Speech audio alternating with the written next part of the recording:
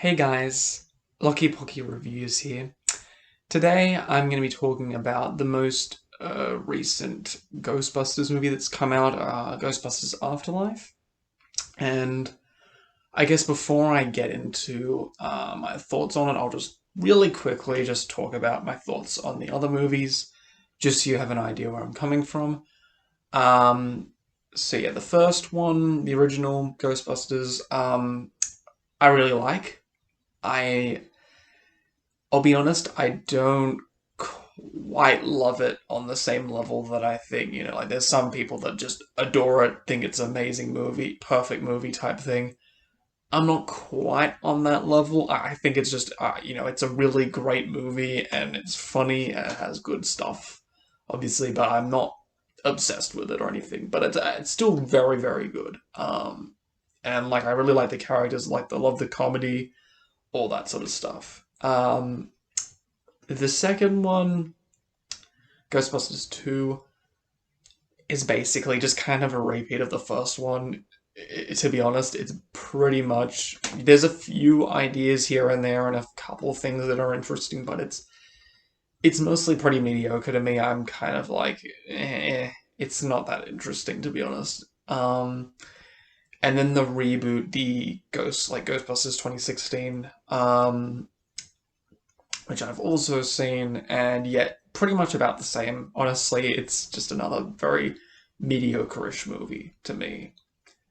But so yeah, going into this new one, I'd seen sort of the trailers and that and what they were kind of building up. And I was, really quite excited. Like I liked the idea that this was going to be sort of set like well after the events of the first one. And it was sort of following like a family relative of Egon, the granddaughter, I should say. And I thought like just from that, and like it's sort of set in this like small abandoned town. Like I just thought this was all different. It was interesting stuff, and I'm like, okay, like I was getting kind of excited, and the film pretty much delivers on what I was kind of expecting. It's a pretty well made movie, and easily, you know, out of all the movies that we've had, it's easily the second best. I don't think there's much competition there. But yeah, and I guess the major thing that I really like about this movie is that when you get down to it, without giving too much away, going into spoilers or anything like that, this movie technically kind of follows similar sort of beats to the original. And if you've seen the movie, you know what I'm talking about.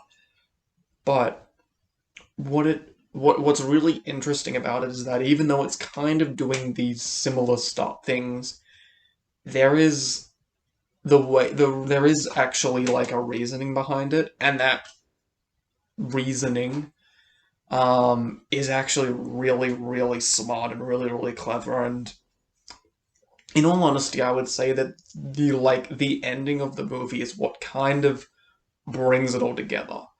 Because like I think the setup in first two thirds or so is good, but it's kind of like like it's done well, but the ending kind of brings it all together and sort of kind of there's lots of questions you kind of have throughout like the build up, and when you get to like the what it's all building up to, and they sort of explain, it all makes sense basically. Um, and I'll also say as well, the last 10 minutes of the movie, I've heard a lot of people say like, especially like big fans of the original say, like it's like, some people have cried at it and stuff, and I didn't cry at it personally, but I can definitely see why people would. It's just such a satisfying ending, and when it came up to that point, I just kind of had like this big grin on my face, just like, oh, like this is just such a perfect way to kind of end everything, at least in this movie. And it's this, I think it's a very emotional type of this movie. how do I put this? This movie is definitely a lot more focused on kind of the drama and the emotions rather than comedy per se. And I feel like I don't know, maybe like the more casual fans might, because I think most people go into a Ghostbusters movie expecting, lots of comedy and ghosts and action stuff. This one is a bit slower and, like I said, a bit more dramatic, a bit more emotional. And some people may not get into it. Some people may just be like, yeah, like I want an actual, really like just a fun, entertaining blockbuster type movie. And this isn't really like that.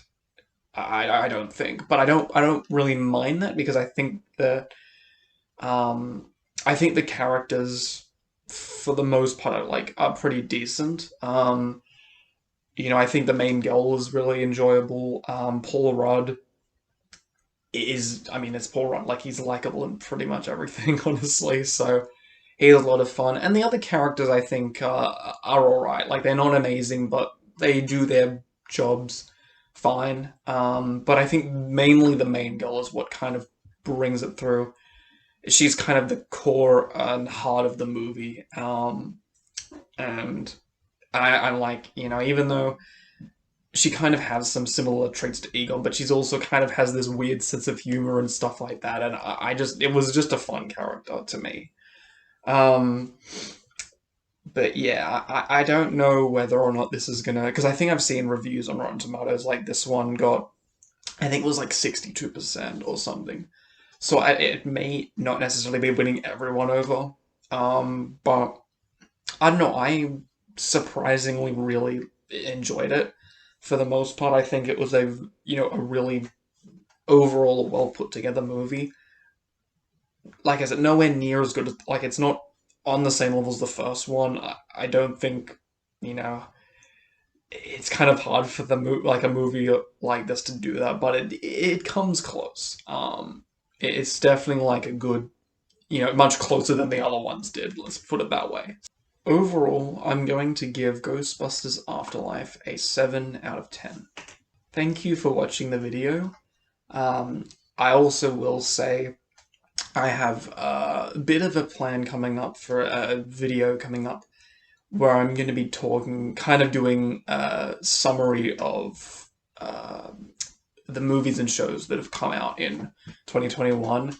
So get keen for that because I will be talking about sort of my the favorite movies of the previous year and a few shows that I thought were really good. So that's going to be coming up. So get hyped. And yeah, we'll see you in the next video.